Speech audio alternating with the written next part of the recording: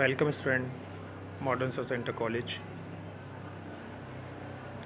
आप सभी का मॉडर्न साइंस सेंटर कॉलेज में स्वागत है।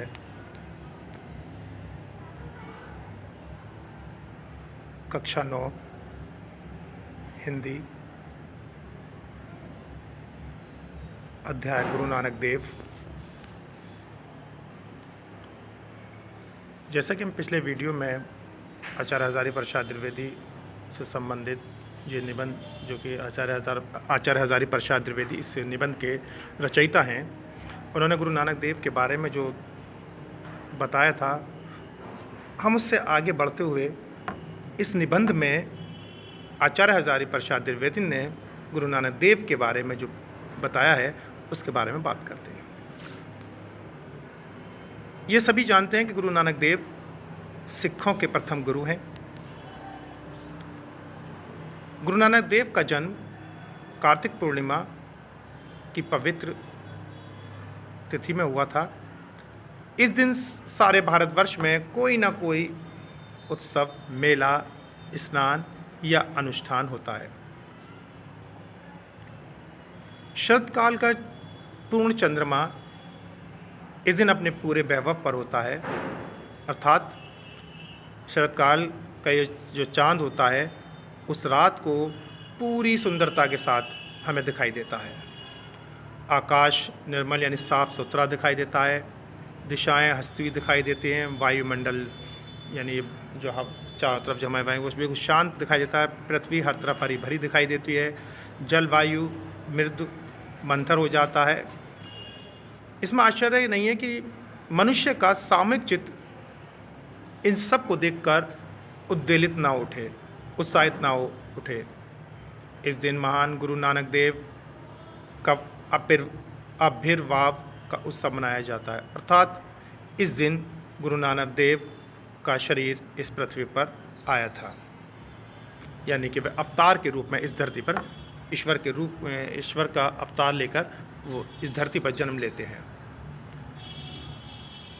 आकाश में जिस प्रकार षोडश काल से पूर्ण चंद्रमा अपने कोमल स्निग्ध किरणों से प्रकाशित होता है, उसी प्रकार मानवचित्त में भी किसी उज्ज्वल प्रसन्न ज्योतिपुंज का आविर्भाव होना स्वाभाविक है। गुरु नानक देव ऐसे ही षोडश काल से पूर्ण स्निग्ध ज्योतिष महामानव थे। लोकमानव में अरसे से कार्तिक पूर्णिमा के साथ गुरु के आविर्भाव का संबंध जोड़ दिया गया है। गुरु किसी एक ही दिन को पार्थिव शरीर में आविर्भूत हुए होंगे, पर भक्तों के चित्त में वह प्रतिक्षण प्रकट हो सकते हैं। पार्थिव रूप को महत्व दिया जाता है, परंतु प्रतिक्षण आविर्भूत होने को आध्यात्मिक दृष्टि से अधिक महत्व मिलना चाहिए। इतिहास के पंडित गुरु के पार्थिव शरीर के आविर्भाव के विषय में वाद विवाद करते रहे हैं। इस देश का सामूहिक मानव चित्त उतना महत्व नहीं देता।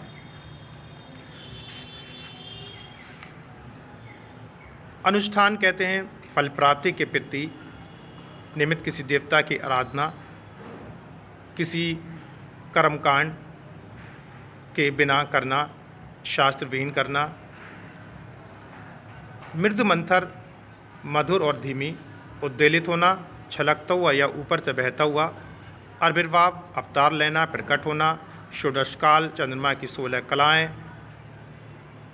कला छोटा अंश, चंद्रमंडल का 16वां भाग, पार्थिव शरीर, पृथ्वी से उत्पन्न वस्तुओं का बना होना, आध्यात्मिक दृष्टि, आत्मा, परमात्मा तथा जन्म मृत्यु संबंधी विचारधारा। गुरु नानक देव ने इस धरती पर कार्तिक पूर्णिमा को जन्म लिया, लेकिन भक्तों के मन में वे आध्यात्मिक रूप से जब भी अपनी आंखें बंद करता है वह उसके मन में उत्पन्न हो जाते हैं। इतिहासकार गुरु के पार्थिव शरीर का आविर्भाव यानी अवतार को के विषय में वाद विवाद करते हैं। अलग अलग लोगों के मानते हैं, अलग अलग मत है कि उनका जन्म या उनका शरीर किस रूप में पैदा हुआ था।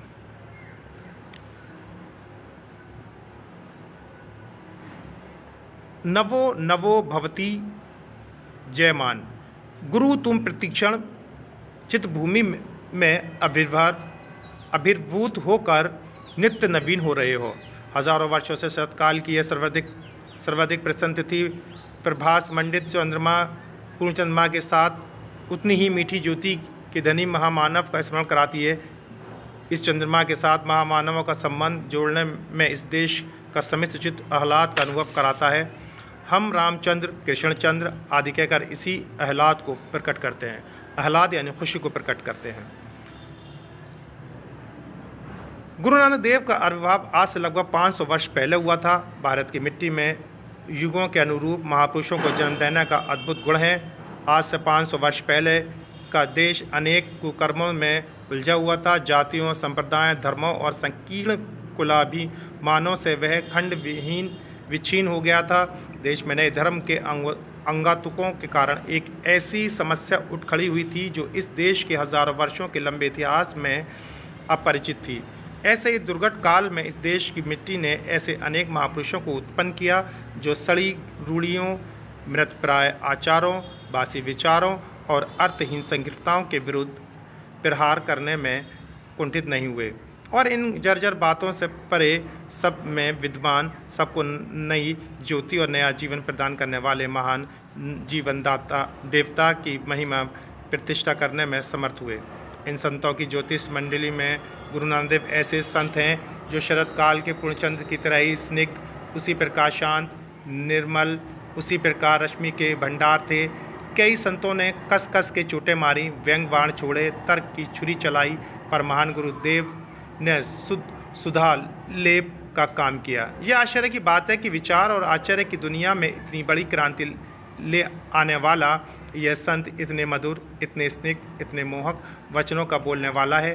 किसी का दिल दुखाए बिना, किसी पर आघात किए बिना कुसंस्कारों को छिन्न करने की शक्ति रखने वाला, नई संजीवनी धारा से प्राणी मात्र को उल्लासित करने वाला, ये शांत मध्यकाल की ज्योतिष मंडली ने में अपनी निराली शोभा से शरद पूर्णिमा के चंद्रपूर्ण की तरह ज्योतिषमान है। आज उसकी याद आए बिना नहीं रह सकती।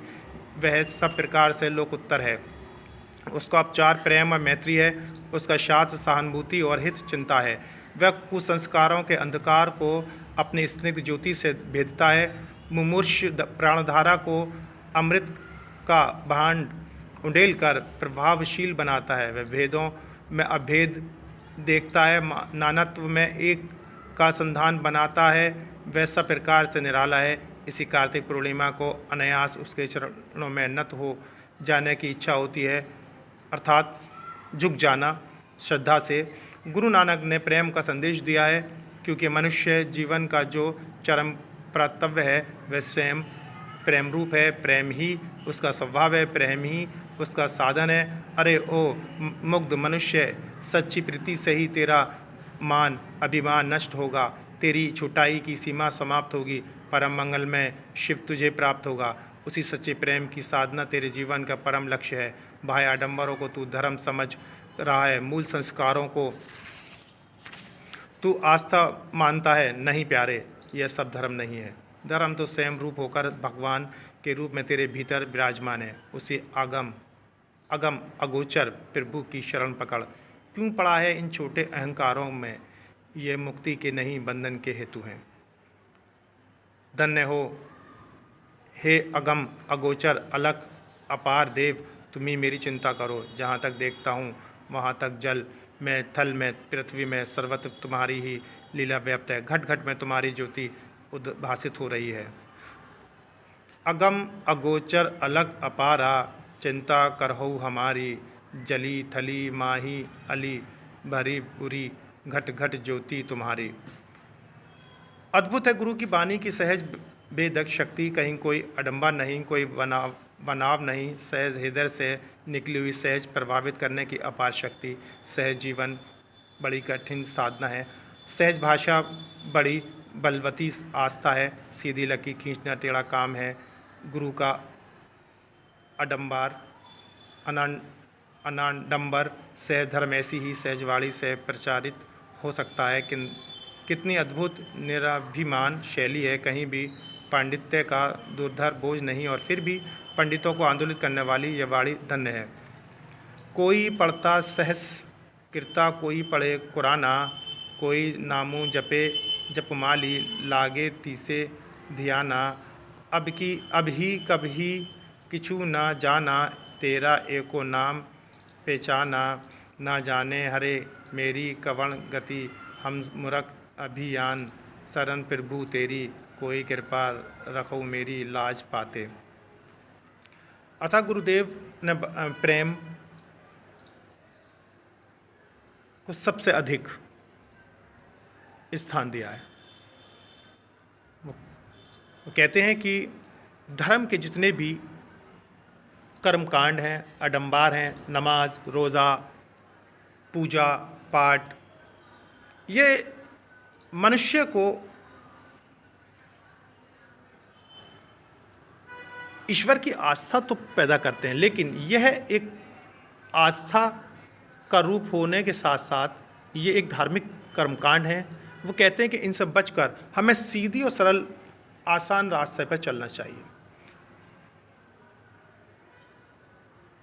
हमें अपने अंदर के अहंकार को नष्ट करना चाहिए। अहंकार यानी कि घमंड। घमंड जब तक हमारे मन का नहीं निकलेगा, हम कितने भी ईश्वर की आराधना करें, पूजा पाठ नमाज जो भी पढ़ना है आप पढ़िए, लेकिन उससे ईश्वर को प्राप्त नहीं कर सकते जब तक कि मूल संस्कारों को हम प्राप्त ना कर लें। धर्म तो स्वयं भगवान का रूप है जिसके अंदर वह खुद विराजमान रहता है। इसीलिए हमें अगम और अगोचर प्रभु की शरण पकड़नी चाहिए।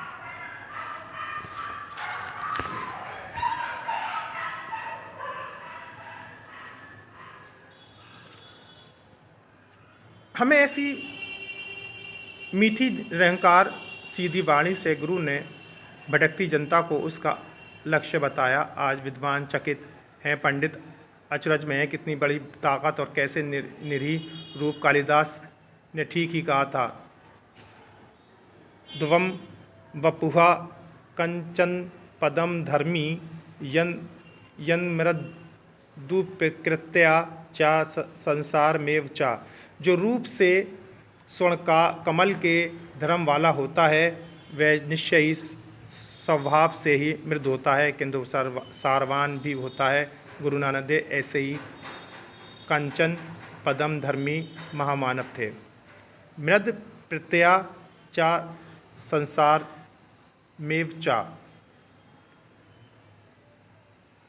कंचन पदम धर्मी कहते हैं सदगुरु कंचन के समान ज्योतिष्मान और कमल के समान मृद हृदय वाला होता है।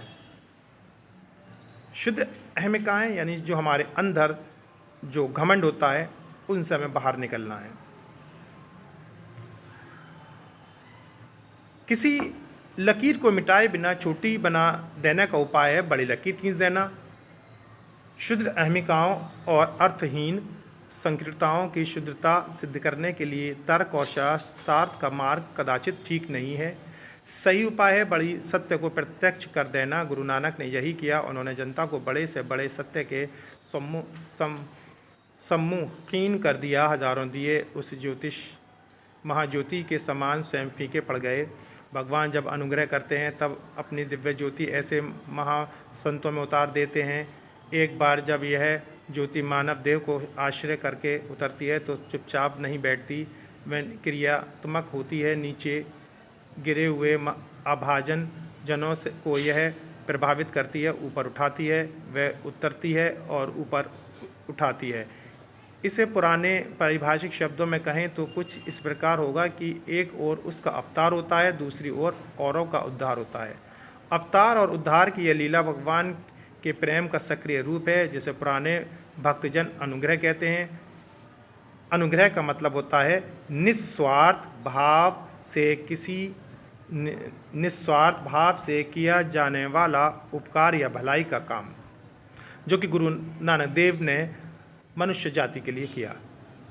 आज से लगभग 500 वर्ष पहले परम प्रेयान हरि का यह अनुग्रह सक्रिय हुआ था, वह आज भी क्रियाशील है। आज कदाचित गुरु की वाणी की सबसे अधिक तीव्र आवश्यकता अनुभूत हो रही है। महागुरु नई आशा, नई उमंग, नए उल्लास की आशा में आज इस देश की जनता तुम्हारे चरणों में प्रणित निवेदन कर रही है। आशा की ज्योति विकीर्ण करो, मैत्री और प्रीति की स्निग्ध धारा से अपल्लवित हो करो। हम उलझे हुए हैं, भटक गए हैं, पर कृतज्ञता अब भी हम में रह गई है। आज भी हम तुम्हारी अमृतोपम वाणी को भूल नहीं गए हैं। कृतज्ञ भारत का प्रणाम अंगीकार करो। धन्यवाद।